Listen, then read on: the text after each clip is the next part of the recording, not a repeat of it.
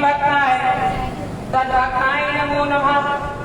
श्री कृष्ण चैतन्य प्रभु नित्यानंद श्री अद्वैत गदाधर श्रीवासादि गौर भक्त वृंदा बजो हरे कृष्णा कृष्णा कृष्णा हरे हरे हरे राम हरे कृष्णा कृष्णा कृष्णा हरे हरे हरे राम राम राम हरे हरे। एक बार बोल दो, हरे कृष्णा कृष्णा कृष्णा हरे हरे हरे राम राम राम हरे हरे। हरे कृष्ण। मैं सर्वप्रथम अपने दीक्षा करूं श्री नित्य लीला परमेष्टो विष्णु पादाष्टोत्तर श्रीमद् भक्ति श्री नारायण गोस्वामी महाराज जी के श्री अभय चरण कमलों में अनंत अनंत कोटि नमः प्रणाम ज्ञापन करते हो। तत्पश्चात मेरे शिक्षा गुरु अष्टोत्तर श्रीमद् भक्ति वेदांत पूज्यपाद श्रीधर गोस्वामी महाराज और सभी रूपानु भक्तों के चरणों में मेरा कोटि प्रणाम। आप सभी तथा मेरे 500 जनों के चरणों में मेरा यथायोग्य हरे कृष्णा हरि बोल। देखो गुरुदेव ने आदेश दिया है, वैसे तो मैं कुछ हो नहीं बोलने लायक, आपको पता ही है, आपके जैसी साधारण हूं मैं, परंतु गुरुदेव की महिमा ऐसी है कि लंगड़े को भी पहाड़ लगवा दे, है ना, और गूंगे को भी खूब भजन करवा दे। वही हमारे गुरुदेव का वैभव है कि हम जैसों को भी गुरुदेव ने बोलने का अवसर और अपना गुण भी दिया, अन्यथा हमारे पास तो गुण भी कुछ भी नहीं है।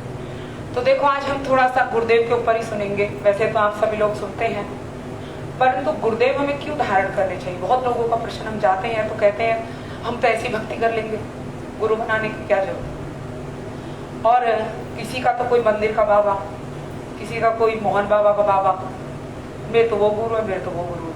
लेकिन गुरु होने कौन चाहिए, थोड़ी सी चेष्टा करूंगी गुरु वैष्णव से जो सुना है।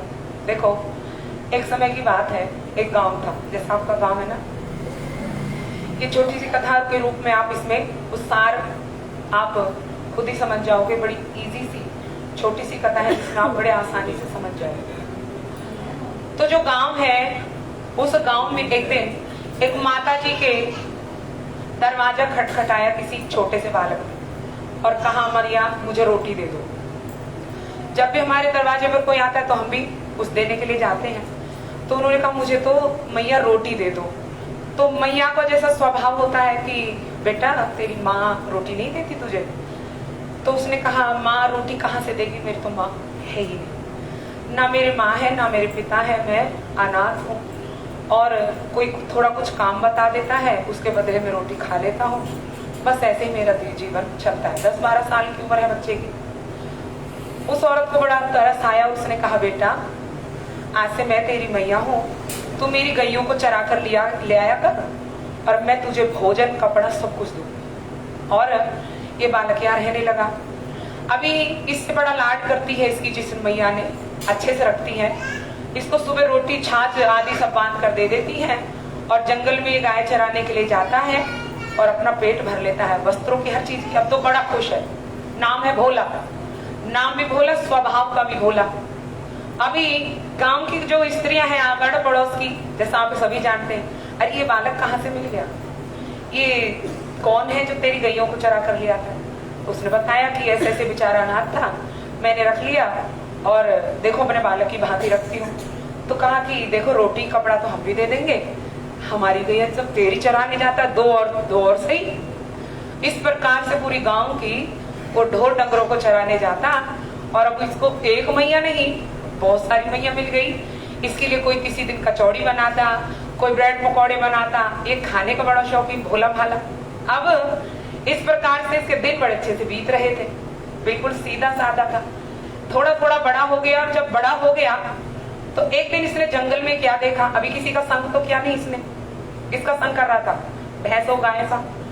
वो जानवरों के अंदर कोई छल कपट होता ही नहीं, इस जगत में इंसानों में ही ज्यादा छल कपट होता है। इसने किसी का संग किया ही नहीं और इसने ये बिल्कुल भोला भाला, इसने क्या देखा, जैसे आप हम सभी बैठे हैं ना, अभी सत्संग हो रहा है, इसने क्या देखा, दूर से इसको आवाज आई और वह हरे कृष्ण महामंत्र कर चल रहा था। आप भी बोलो बड़ी जोर से, हरे कृष्ण कृष्ण कृष्ण हरे हरे,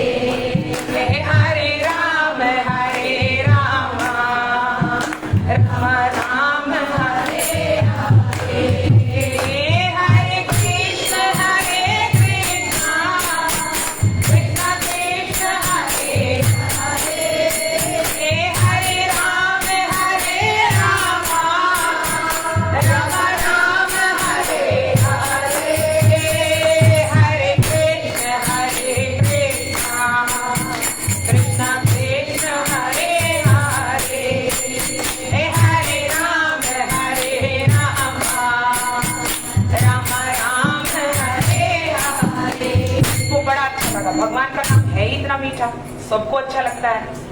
अब इसने वहां खड़े होकर पूरा सत्संग सुना, इससे बिल्कुल सीधा साधा भोला भाला इसको अभी ये जो मंत्र इसके दिमाग पर चढ़ गया, लेकिन पूरा मंत्र इसको याद नहीं हुआ। अभी वहां से प्रसाद लेकर चला गया, इसको बस इतना याद हुआ कि इसमें राम कृष्ण और हरे ये 3 शब्द थे। अब ये राम कृष्ण हरे बोलते हुए अपने घर की तरफ चला गया, बड़ा मगन है, बड़ा खुश है, क्योंकि आज इसको इस वस्तु की उपलब्धि हुई जो आत्मा की खुराक है। इसको बड़ा अच्छा लगा, घर जाकर बताया। तो मैं ये सोच रही भोला भाला सीधा पता नहीं कहा क्या सुन लिया इसको। अब रोज इसको करता। एक दिन ये अपनी गाय भैंसों को छोड़कर और पेड़ पर बैठा था। पेड़ पर बैठा तो जैसे वो साधु संत थे ना, साधु संत भगवान के भक्त, उनकी तो अलग ही एक पहचान होती है, चिन्ह होते हैं उनके कुछ। तो पेड़ पर बैठे बैठे इसने कैसे ही बाबा को जाते देखा। अब इसको अच्छा लगा, ये तो उन्हीं में से है कोई। तो इसने बड़ी जोर से बाबा रामकृष्ण हरे। तो बाबा पलट कर आया और कहने लगे कि बेटा नीचे उतरो, कहाँ से सीखा तुमने? अभी उल्टा सीधा देखो, भगवान का मंत्र जो है उल्टा सीधा हर प्रकार से असर करता है। तो कि बाबा आप जैसे कुछ बाबा थे, मुझे बड़ा अच्छा लगा। तो उन्होंने कहा देखो भगवान का भजन बहुत अच्छा है करना, बड़ा मीठा। कि हाँ बाबा बड़ा मीठा, मुझे बड़ा अच्छा लगता है, लेकिन जब एक सदगुरु से लेकर करते हैं ना तो इसको ये आपको लाभ करता है। आप हमेशा इसमें रत रहोगे और आपके आनंद की सीमा बिल्कुल नहीं है जब आप इस शुद्ध गुरु से लेकर इसे करोगे। तो अब इसके मन में विचार आया कि भगवान का नाम भी बोला है ना, सीधा साधा। देखो जो सीधे इंसान है वही जल्दी भक्ति में आते हैं, चतुर लोग तो कपट में रह जाते हैं, तर्क वितर्क नहीं रह जाते, क्यों करें कैसे करें, लेकिन सीधा साधा है। अब इसके मन में आ गई गुरु जी को ढूंढना पड़ेगा। इसने कहा बाबा मुझे गुरु जी का पता बता दो। तो हंसने लगे, कहने लगे बेटा गुरु जी का पता तेरे पास ही है। कैसे? कि जब भी तू रात को सोएगा सुबह उठेगा तो भगवान रामकृष्ण हरि तो लेता है ना तू रोज, तो कहना रामकृष्ण हरि मुझे मेरे गुरु जी से मिला दो, वही मिला देंगे तुझे। अभी इसने ऐसा ही करना शुरू कर दिया। एक दिन फिर से जंगल में इसने देखा कि ऐसे ही सत्संग हो रहा है, ये तो खुश हो गया, फिर से वही भजन इसको मिल रहा है, वहां बड़ी जोर से हरि प्रत्यक्ष महामंत्र हो रहा है। लेकिन आज यहाँ एक और एक अलग चीज है। क्या चीज है? जैसे सतगुरुदेव बैठे हैं ना ऊंचे स्थान पर, ऐसे वहां गुरु जी भी बैठे थे। और लास्ट में जब हरे कृष्ण महामंत्र हो गया, सत्संग हो गया, तो सबने एक सुर में बोला बोल गुरु महाराज की जय। ये तो खुश हो गया, ओ गुरु जी यहाँ पर है, मतलब मेरे गुरु जी यहाँ पर हैं। और इसने पीछे जैसे बैठे से कहा मुझे मेरे गुरु जी से मिला दो, कि जो वो सामने बैठे तुम्हारे गुरु जी। अभी वो गया और गुरु जी के पास जाकर उन्होंने कहा गुरु जी मैं कब से ढूंढ रहा था आपको। गुरु जी समझ गए बिल्कुल भोला भाला है। तो गुरु जी ने कहा कि तू चिंता मत कर, मैं तुझे ढूंढते ढूंढते ही आया हूँ। देखो वास्तव में गुरुजी ही हमें ढूंढ सकते हैं, गुरुजी को नहीं ढूंढ सकते। ये अन्यथा ये कहाँ चंदेला फतेहपुर में, आपको कभी पता था? आज 10 साल पहले पता था कोई गुरु भी होते हैं, अब कैसे गुरु होते हैं? लेकिन किसने ढूंढा? गुरुजी ने आपको ढूंढा। आप कहीं गए? यही मिल गए ना गुरु। ये भगवान जब हमारे ऊपर कृपा करते हैं तो गुरु रूप में हमारे समक्ष आ जाते हैं। लेकिन हमारे इतने मूढ़ बुद्धि है, इसको साधन मान लेते हैं, लेकिन साधन बात नहीं है किसी को सदगुरु मिलना। अभी गुरुजी ने इसके कान में वही मंत्र फूंक दिया कि बेटा खूब करना, लेकिन नियम है कुछ। बाबा नियम? कैसा नियम? स्नान करके करना पड़ेगा। अरे बाबा इतने सारे ढोर डंगर में बाबा स्नान, झूठ नहीं बोलूंगा गुरुजी, स्नान नहीं होगा मेरे से, कुछ और नियम बताइए। तो वो कहने लगे, गुरुजी समझ गए कि ये बताओ कि तुम रोज करते क्या हो। कि एक काम मुझे बहुत पसंद है, खाना, क्योंकि मेरी इतनी सारी माताएं हैं, कभी कुछ बनाकर मुझे देती हैं, तो मैं भोजन करता हूँ बड़े खुश होकर। तो ठीक है बेटा, जब भी तू भोजन करेगा तो भगवान को भोग लगाकर खाना, जब तक भगवान को भोग नहीं लगेगा तू उसको ग्रहण मत कर। बस इसने बात, ठीक है गुरुजी ये तो बड़े आसान बात है, मैं एक बार गुरुजी मैं तो भगवान को 8 बार भोग लगा, क्योंकि मैं जितनी बार खाऊंगा उससे पहले ठाकुर मौज, मेरी भी मौज और उनकी भी मौज। अब इसकी माता ने अपने भोजन दिया। अब ये तो बेचारा भोला भाला, इसको नहीं पता इस कलयुग में भगवान भाव से लेते हैं। और ये खोलकर तुलसी पत्ता लगाकर और बैठ गया, रामकृष्ण हरि भोग लगाओ, भूख लगी है बड़ी जोर से, आप भोग लगाओ। लेकिन भगवान तो भाव से लेते हैं ना। अब इसने आंख खोलकर देखी, रोटी ऐसी तैसी रखी है। तो इसने मन में विचार किया, लगता है कुछ भूल हो गई है, इसीलिए भगवान ने कुछ खाया नहीं है। लेकिन मैंने भी गुरु जी को वादा दिया है, मैं तब तक भोजन नहीं करूंगा जब तक भगवान आप नहीं लोगे। और इसने वह जितना भी भोजन था सब अपनी गैयों को खिला दिया। वो का 1 दिन 2 दिन 4 दिन लगभग 15-16 दिन हो गए, अभी कमजोर पड़ गए और रोता दिन रात। मैं ये सोचती मेरे लाला को कौन सा रोग लग गया, ये कैसे क्यों नहीं खा रहा है, क्या हो गया है। सब चिंतित हैं, सारी माताएं चिंतित हैं।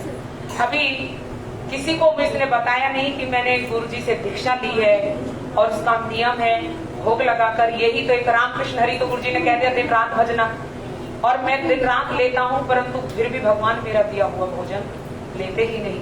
अभी जब बिल्कुल असहाय हो गया, खाट में लेट गया, तो एक दिन इसकी माँ पतली सी खिचड़ी लेकर आई और कहने लगी बेटा थोड़ी सी खिचड़ी खा लेना था, तेरे प्राण छूट जाएंगे।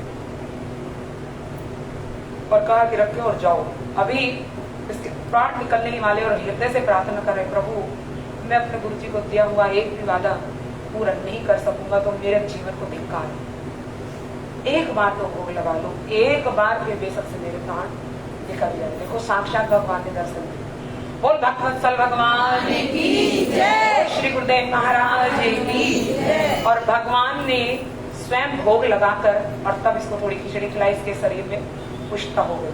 देखो इस कहानी से हमें पता चलता है, इस कथा से, कि गुरु बनाया है तो गुरुदेव की बात पर विश्वास करो। और जो भगवान हमें, गुरुदेव भगवान हमें जो आदेश देते हैं उनको हमें अवश्य पालन करना चाहिए। कितने ऐसे हरि नाम भी ले लेते हैं फिर पालन नहीं करते, तो फिर वो हरि नाम आपका फलीभूत उस प्रकार से नहीं होगा जैसे होना चाहिए। तो आपसे यही प्रार्थना है कि आप तो वैसे मुझसे बहुत ज्यादा ज्ञानी है, तो छोटी सी बालक हूँ, गुरुदेव की कृपा से ये बात कर पा रही हूँ आप लोगों से। तो गुरु जी बनाए और गुरु जी सदगुरु होने चाहिए, परंपरा से होने चाहिए, और वो आपके सामने है। गुरु बनाने में देर मत करो और गुरुदेव की बात को अपनाने में भी देर बिल्कुल मत करो। बजो हरे कृष्णा कृष्णा कृष्णा हरे हरे, हरे राम राम राम हरे हरे। गुरुदेव महाराज की जय, अष्टम ठाकुर की जय। तस्मै श्री गुरुवे नमः। सर्वप्रथम अपने गुरु पाद पद्म ओम विष्णु पाद स्तोत्र भक्तिवेदांत श्री श्रीधर गोस्वामी महाराज जी के चरण कमलों में अनंत कोटि दंडवत। परम गुरुदेव को अनंत कोटि दंडवत। उपस्थित समस्त वैष्णव हम सभी को यथायोग्य प्रणाम। अभी दीदी ने इतनी सुंदर कथा सुनाई, एक बार दोबारा से दीदी के लिए देखो, ये सब हमारे गुरुदेव की विभूति है। हमारे गुरुदेव ने इन सबको ट्रेन किया है। देखो कितनी सुंदर कथा सुनाई है। आप लोग भी सुना सकते हो ऐसी कथा, आप लोग भी सत्संग कर सकते हो, आप लोग भी अपने घर में ऐसे संस्कार दे सकते हो। परंतु ये ऐसे नहीं बैठे बैठे सास बहू की चुगली कर रही है और बहू सास की चुगली कर रही है, वो इधर की लगा रही है वो उधर की लगा रही है, ऐसे नहीं होगा। ये तो केवल सत्संग सुनने से होगा, हरिनाम करने से होगा। भगवान की खूब खूब कृपा है। आज देखो ये जो मास है, ये जो महीना चल रहा है, इसको क्या कहते हैं? पुरुषोत्तम मास। पुरुषोत्तम भगवान को ही कहा जाता है। भगवान श्री कृष्ण कौन है? पुरुषोत्तम। पुरुषोत्तम भगवान को, श्री जगन्नाथ जी को पुरुषोत्तम कहा जाता है। तो ये भगवान का बहुत प्यारा महीना है, श्री कृष्ण का बहुत को इतना प्रिय महीना है, ये बहुत प्रिय महीना है। और आप लोग सब इतने सौभाग्यशाली हो। ओ माता, नो टॉकिंग। आप लोग सब इतने सौभाग्यशाली हो कि आप लोग सब इस महीने में एक तो गुरु जी के दर्शन कर रहे हो और एक ऊपर से यहाँ पे सत्संग में, कीर्तन में नृत्य किया आपने, अब कथा भी सुन रहे हो। तीनों तरीके से हम सब खूब खूब सौभाग्यशाली हैं। देखो अभी दीदी ने कितनी सुंदर हरिनाम की महिमा बताई, गुरु जी की महिमा बताई, है ना। खुद अब हम लोग यूं सोचते हैं कि हम लोग सब खुद ही कर लेंगे। अरे क्या जरूरत है गुरु की, गुरु से मंत्र लेने की क्या जरूरत है, क्या क्यों ले मंत्र। और दूसरी बात ये है कि भगवान की भी क्या जरूरत है भाई। खुद जो कहते हैं ना कर्म ही पूजा है, लोग ऐसे ऐसे बोलते हैं कर्म ही पूजा है, कर्म करते रहो वही पूजा है। नहीं, ऐसा नहीं है। हमारे शास्त्र में इसको गलत बताया है, कर्म पूजा नहीं है। क्या पूजा है? हमारे यहाँ पे संतों की सेवा ही सर्वप्रथम पूजा है। क्या है? क्यों? क्यों? इसीलिए क्योंकि आप एक बार बताओ, अच्छा आप एक बार बताओ, जैसे आपका कोई मित्र है, एक माता है, एक माँ है, उसने अपनी बेटे को गोदी में ले रखा है, और कोई व्यक्ति आकर के उस छोटे से बालक को कुछ दे देता है, कुछ टॉफी दे देता है या कुछ चॉकलेट देता है, तो माँ भी प्रसन्न होती है कि नहीं होती? बताओ, हाँ या ना? होती है कि नहीं?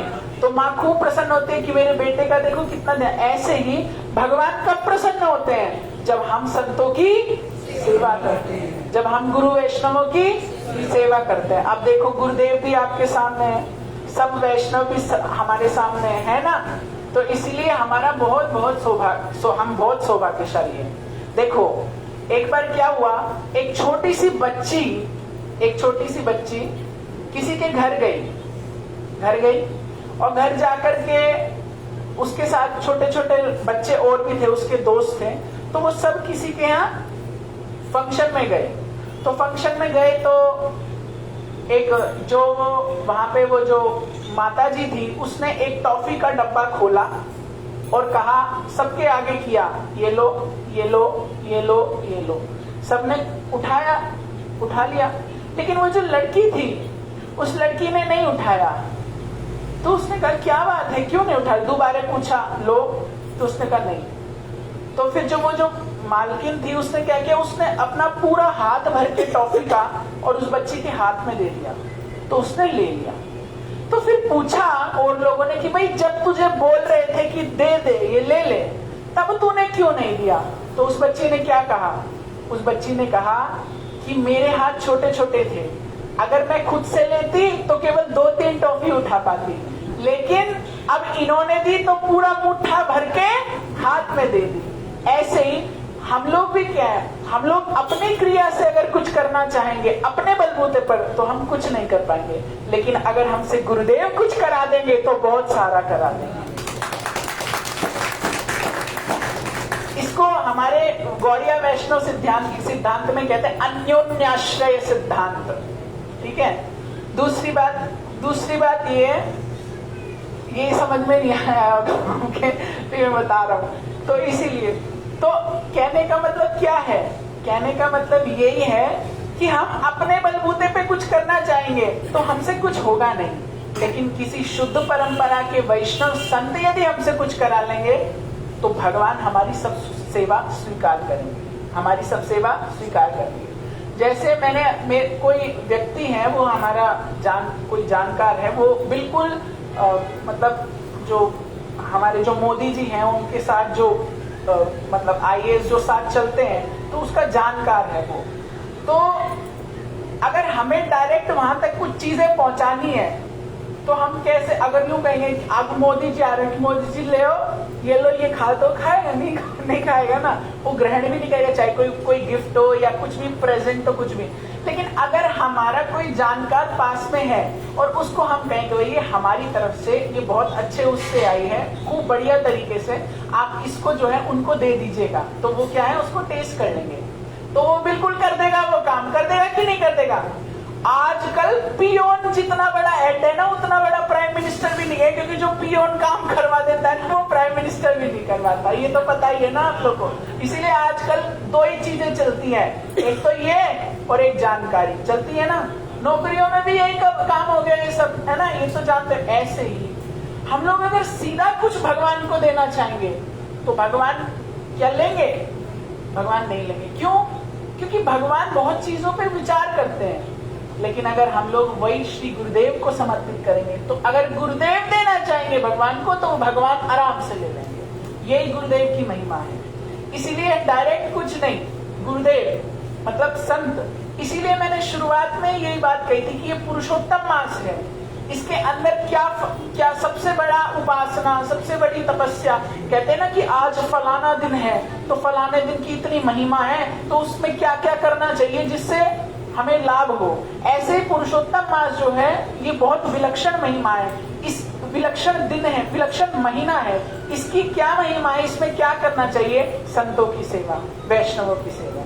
वैष्णव की सेवा से क्या होगा? भगवान प्रसन्न होंगे, और फिर भगवान अगर प्रसन्न हो जाएंगे तो फिर क्या होगा? फिर क्या होगा? फिर हमें यमराज के डंडे नहीं खाने पड़ेंगे, नहीं खाने पड़ेंगे ना। ये जो कोई आपको डंडा मार दे तो वो तो बहुत थोड़ा दर्द होगा, लेकिन अगर यमराज मारेगा ना डंडा तो नानी याद आ जाएगी न जोर के। इसलिए डंडा परे गो जा दिन काल को, हाजी कोई धीर ना धरे गो, डंडा परे गो जा दिन काल को। इसीलिए बार बार ये विचार नहीं करना कौन हमारा है कौन नहीं है, केवल हमारे भगवान ही बचा सकते हैं, हमें गुरु जी ही बचा सकते हैं ऐसे डंडे खाने से। तो डंडा कौन नहीं खाना चाहेगा? हाथ उठाओ। नहीं खाना चाहोगे ना डंडे? सब डंडे से डरते हैं, सब डंडे से डरते हैं, डंडे से सब डरते हैं। इसलिए इस महीने की यही विशेषता है, गुरु वैष्णव की सेवा और भगवान का नाम। भगवान का नाम अमोघ है, जो भगवान है वही भगवान का नाम है। से जो हरिनाम है वही साक्षात कृष्ण है। यही सभी बातें गुरुदेव ने पढ़ाई सिखाई, यही आपको बताई। वांछा कल्पतरुभ्यश्च कृपा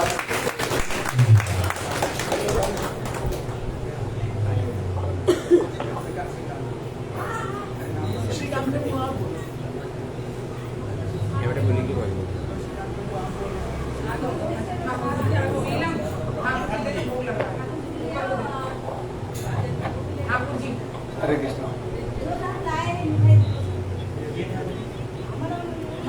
कोई ऊपर दे भोग लगाना है। हरे कृष्ण। अब तुम्हारा वाला कहाँ से है? ठीक है चलो कोई नहीं। ये बात ले लो। हरे नाम। हरे कृष्णा। हरे कृष्ण।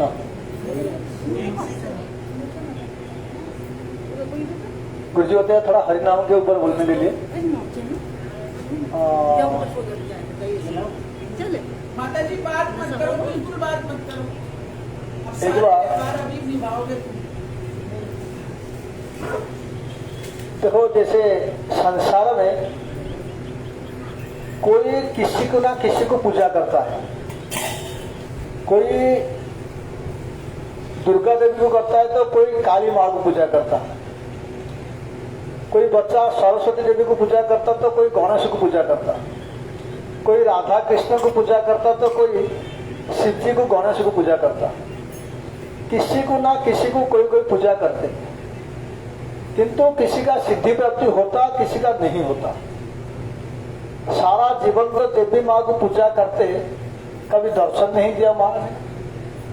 किसी को इसी प्रकार होता है, किंतु किसी व्यक्ति ने 2-4 साल भजन करते, किसी देवा देवी को पूजा करते, उसी देवा देवी का दर्शन प्राप्ति हो जाता। एक नाम था पद्मनाभ महाराज। क्या नाम था? पद्मनाभ महाराज। तो महाराज ने सरस्वती देवी को पूजा किया था। इतना पूजा किया, सरस्वती देवी ने संतुष्ट हो गए पद्मनाभ महाराज के ऊपर। पद्मनाभ महाराज को सरस्वती देवी ने बताया, मैं बहुत संतुष्ट हूं, क्या मांगना मांगो। पद्मनाभ महाराज ने मांगा, जितना दुनिया में शास्त्र है, वेद पुराण जितना भी है, सब मेरा मुखस्थ हो जाए। जब सरस्वती देवी का कृपा पत्र बन गई, उनका जुहा में जिस प्रकार चैतन्य महाप्रभु के पास एक व्यक्ति आया था, त्रिपुरा विजयी, शास्त्रार्थ करने के लिए चैतन्य महाप्रभु के पास, उसी प्रकार पद्मनाभ महाराज के सरस्वती कृपा पत्र बन गए। जब कृपा पत्र बन गए, प्रत्येक जगह में जाते थे, उड़ीसा, दिल्ली, बम्बे, मद्रास, गुजरात, कहीं भी जाते थे, बोलते थे आओ मेरा साथ शास्त्रार्थ करो। जहां भी जाते थे 10-20 गाड़ी में किताब लेकर के जाते थे। मैंने इतना सारा किताब मुखस्त कर चुका हूं। सब पाठ किया, आप कितना शास्त्रार्थ किया, कितना ग्रंथ अध्ययन किया, आओ मेरा साथ शास्त्रार्थ करो। भाई जहां भी जाए, जिसी को सरस्वती देवी का कृपा मिला है उसका साथ शास्त्रार्थ कौन करेगा? सब भयभीत होते थे, किसी का पास हिम्मत नहीं होता था। जो भी आए शास्त्रार्थ करने के लिए वो परास्त होता था। परास्त होने के बाद पद्मनाभ महाराज बोलते थे आप मेरा शिष्य बन जाओ, परास्त होने के बाद मेरा शिष्य, जब मेरे को परास्त कराओगे मैं आपका शिष्य बन जाऊंगा। उसी प्रकार तर्क करते थे, सारा दुनिया जहां भी जाते थे शिष्य बना बना करके पीछे लाइन लगाते थे, आगे आगे चलते थे, पीछे हजार हजार शिष्य, आगे किताब का गाड़ी। घूमते घूमते पहुंचे काशी। काशी में अभी भी बहुत बड़ा बड़ा विद्वान है, अभी भी है। कुछ ज्योतिष शास्त्र के लिए, कुछ कर्मकांडी सीखने के लिए अभी भी ब्राह्मण लोग जाते वहीं पर विद्या अध्ययन करने के लिए काशी। काशी में जाकर के जो पहुंचे, काशी में भी ब्राह्मण जो सुने पद्मनाभ महाराज आए, नाम सुनते ही सबका हरकत को मंच किया। उसके साथ शास्त्रार्थ कौन करेगा? इतना बड़ा विद्वान है, जिसी को सरस्वती देवी ने कृपा किया। जिहा में सरस्वती देवी ने खुद बोलती है, उनका साथ कौन? हम तो सरस्वती देवी की मांगते थोड़ी से कुछ दो, और सरस्वती देवी बोलती है। जब उनका पास पहुंचे, सब जितना विद्वान थे जाकर के काशी विश्वनाथ के पास शरणागत हो गए। हे काशी विश्वनाथ, आप तो इसी काशी धाम का मुख्य हो, हमको थोड़ा कृपा करो, इतना बड़ा विद्वान आए, हम कुछ कर नहीं सकते। काशी विश्वनाथ ने बताया मेरा एक भक्त है, कबीर एक था, बताया कि कबीर है, उनका पास जाओ, कबीर को शास्त्रार्थ करा दो। कबीर को अपना नाम बोलो लिखने के लिए, कबीर जी ने अपना नाम भी लिख नहीं पाते थे। नाम लिखने के लिए कुछ बोलेंगे, वैसे उल्टा हाथ दिखा दे, उंगली लगाऊंगा निशाना मारने के लिए। किंतु उनका साथ शास्त्रार्थ, एक इतना बड़ा विद्वान, एक उंगली छाप। जब बताया कबीर को, कबीर ने बताया मैं तो शास्त्र तो कर ही सकता हूं, किंतु भोले बाबा ने मेरे को बताया, आदेश दिया करूंगा, किंतु भोले बाबा का मंदिर में करूंगा, मैं कहीं नहीं जाऊंगा।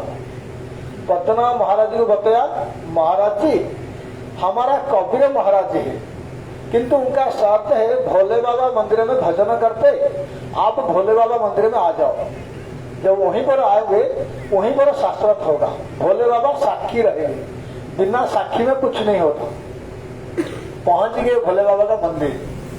जब कबीर महाराज के साथ शास्त्रार्थ बनने के लिए पद्मनाभ महाराज का बहुत सारा ब्राह्मण वहीं पर जुटे हुए थे, वार्तालाप हुआ। पहले तो शास्त्रार्थ क्या, एक व्यक्ति प्रश्न करेगा, दूसरा व्यक्ति उत्तर देगा। इसका प्रश्न का आंसर पसंद होगा तो ग्रहण करेगा, नहीं तो उसका बात को खंडन करेगा, दूसरा कुछ स्थापन करेगा, पुनर्बार वो व्यक्ति कुछ स्थापन करेगा, खंडन करेगा। उसी प्रकार शास्त्रार्थ, एक व्यक्ति प्रश्न करेगा, उत्तर देगा। पद्मनाभ महाराज को पूछा गया महाराज जी आप कुछ प्रश्न करो। पद्मनाभ महाराज ने बताया मैं तो इतना बड़ा विद्वान हूँ, पंडित हूँ जी, जो व्यक्ति मूर्ख है, कुछ नहीं जानता, वो तो कुछ प्रश्न करेगा। गुरु जी हमको प्रश्न करेंगे ना, हम गुरु जी को प्रश्न करेंगे? हा? हम करेंगे ना, गुरु जी प्रश्न करेंगे? हम प्रश्न करेंगे गुरु जी को, क्योंकि गुरु जी बड़ा विद्वान है। हम जैसा मूर्ख व्यक्ति दुनिया में नहीं है, हम प्रश्न कर सकते। अब गुरु जी हमको प्रश्न करेंगे, हम बता सकते। पद्मनाभ महाराज इसी प्रकार बताया मैं तो इतना बड़ा विद्वान हूँ, क्या प्रश्न करूं? एक मूर्ख से उंगली जो छप्पा लगाता है, नहीं मेरे को सब पता है। बताया आप कुछ प्रश्न करो। मैं प्रश्न करूंगा तो लोग बोलेंगे इतना बड़ा विद्वान होगा क्या प्रश्न करता है, क्या जानता है? कुछ नहीं जानता, प्रश्न करता है। जब इसी प्रकार मन ने सोचा, पतना महाराज ने पूछा कबीर जी आप कुछ प्रश्न करो। कबीर जी ने बताया प्रश्न कौन करेगा, जो विद्वान होता थोड़ी प्रश्न करता है, मैं तो बड़ा विद्वान हूं, मेरा पास जो शास्त्र था करने के लिए आए हो, मैं मूर्ख होता अब मेरा साथ थोड़ी आते, मैं सब जानता हूं, आप जब कुछ नहीं जानते हो आप प्रश्न करो। उसी प्रकार दोनों के बीच प्रश्न करने के लिए तैयार नहीं थे कोई। जब वो बहुत बताया कबीर जी को, कबीर जी ने एक प्रश्न किया, बताया देखो मेरा तो कोई मन में कोई प्रश्न नहीं है, कुछ भी प्रश्न नहीं है, आप मेरे को बाध्य कर रहे हो प्रश्न करने के लिए, मैंने इसीलिए आपका बन करके आपको एक आपके लिए प्रश्न करता हूं, मेरा प्रश्न का जवाब दो। पतना महाराज जी मतलब पूछो क्या प्रश्न है। कबीर जी ने पूछा आप इतना सारा जो किताब लेके आए, 10-15 ट्रक लेके आए किताब, जो पढ़ाई किए हो, समझने के बाद पढ़ाई किया था ना पढ़ने के बाद समझा था। क्योंकि जितना शास्त्र है, गुरुजी भागवत में बोलते जितना वेदव्यास ग्रंथ लिखा उनको सुख शांति नहीं मिला, अंतिम में भागवत लिखा, भागवत जो लिखा, भागवत प्रारंभ में लिखा भगवान नाम ही श्रेष्ठ है। जो इसी संसार में पड़े हैं, जो संसार से उद्धार हो चुके हैं, जो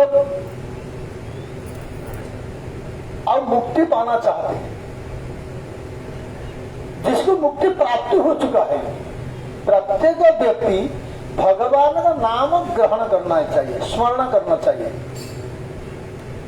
कि मैं तो नाम कर रहा हूं, मैं क्या नहीं जानना। बीच में भी जितना ध्रुव महाराज, प्रहलाद महाराज, अम्बरीश महाराज, जितना महाराज की भी नाम है, प्रत्येक व्यक्ति भगवान का नाम किया।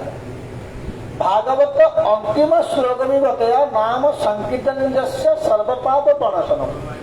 जितना संसार में व्यक्ति है कुछ ना कुछ पाप करते हैं, जो व्यक्ति जितना भी पाप करे भगवान का एक बार नाम करने से ही सारा पाप ध्वंस हो जाए। इतना नाम का महिमा भागवत ने बताया।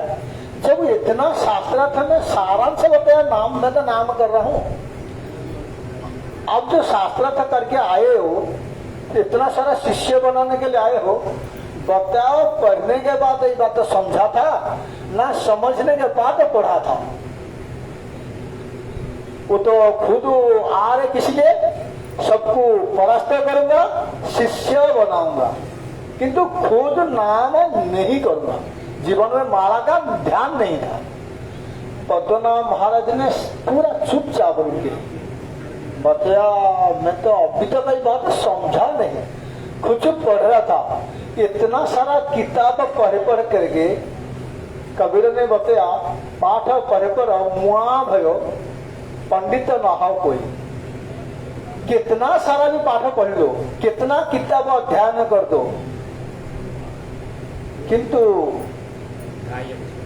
ढाई अक्षर जो प्रेम की पढ़े सो पंडित हो।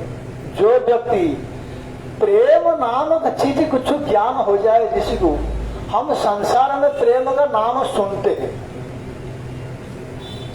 बोलते पहले पिताजी माताजी को जिस प्रकार में प्रेम करता किसी को नहीं करता।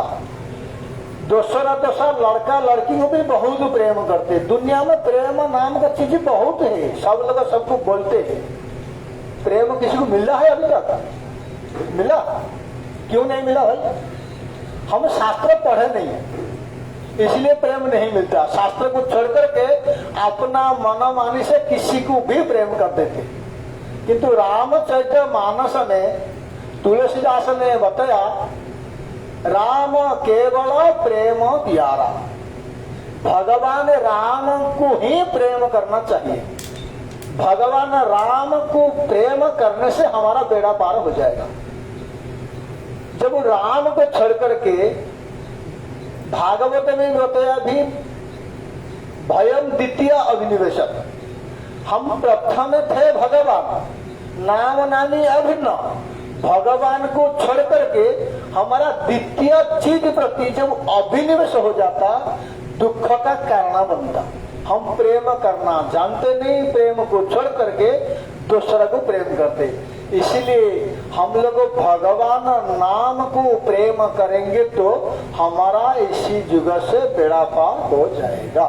हरे कृष्ण।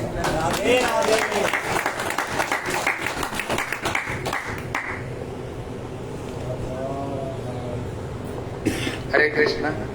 वृंदावन बिहारी लाल की जय। आज के आनंद हरे कृष्णा। ओम ज्ञानतिमिरान्धस्य ज्ञानाञ्जनशलाकया चक्षुरुन्मीलितं येन तस्मै श्रीगुरवे नमः।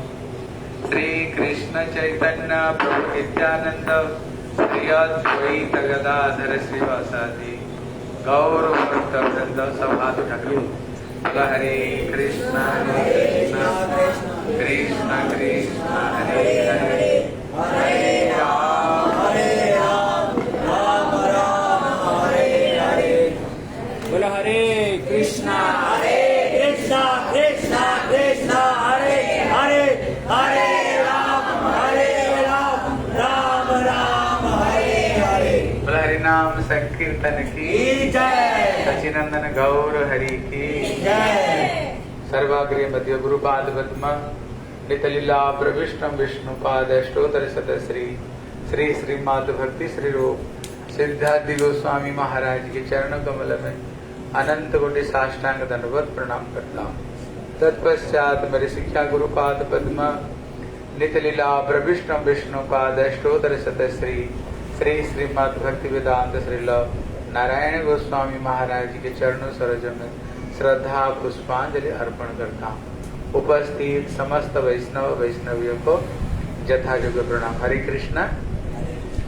आज हम लोगों का बहुत बहुत बढ़िया दिन है।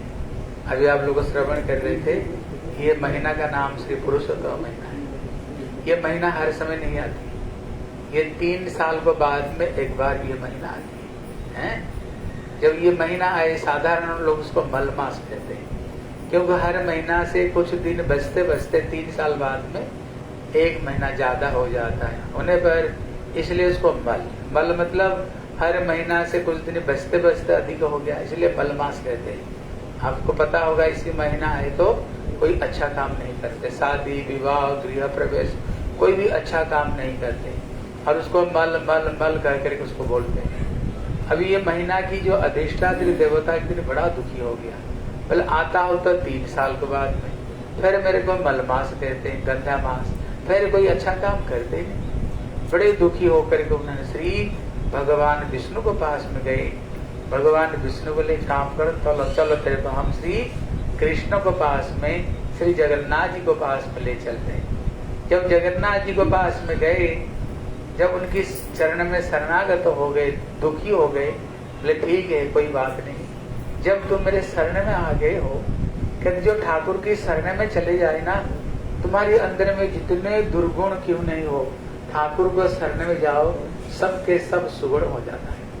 तुम्हारे अंदर में जितने बढ़िया से बढ़िया गुण हो, अगर तुमने भगवान की भजन नहीं किया तो तुम्हारे सारे गुण बेकार है, सारे गुण बेकार है तुम्हारे। हनुमान जी को देखो, एक तो बंदर जात में ना, हनुमान जी स्वयं कहते हैं सवेरे उठ करके मेरा नाम कोई ले और मेरे कोई मुंह देख ले, दिन भर भजन नहीं किया। लेकिन ये वही हनुमान जी प्रभु राम की शरण में आए, देख लो क्या होता है, जितने राम की पूजा होती है ना, उससे ज्यादा हनुमान की पूजा हो रही है, उससे ज्यादा हनुमान की। क्यों? उन्होंने प्रभु राम की शरण दिया। सवेरे का देख लो, कितने छोटे जाति है, कितने छोटे जाति, लेकिन प्रभु राम की शरण में दिया तो जिसको रामायण में जिनका नाम लिख दिया है, रामायण में जिनका नाम लिख दिया। देखो विभीषण को देखो, राक्षस है, राक्षस विभीषण है, लेकिन केवल प्रभु राम की शरण में आ गया तो भगवान राम रावण को मारने से पहले विजय तिलक लगा दी। लंकेश, उसको भगवान बोले तुम कौन हो? लंकेश, लंका का राजा बन गया। जिस लंका को पाने के लिए रावण 10 बार सर को काट करके दे दिया, लेकिन विभीषण केवल प्रभु राम की शरण में आ गए तो वो लंका को प्राप्त करते। इसलिए हमारे अंदर में जितने दुर्गुण क्यों नहीं हो, अगर ठाकुर के शरण में चले जाए ना, सारे दुर्गुण भी सुगुण हो जाता है। लेकिन जितने बढ़िया से बढ़िया गुण हो, अगर भगवान की भजन नहीं किया तो तेरे कोई भी कीमत नहीं, एक कौड़ी की भी तुम्हारी कीमत नहीं।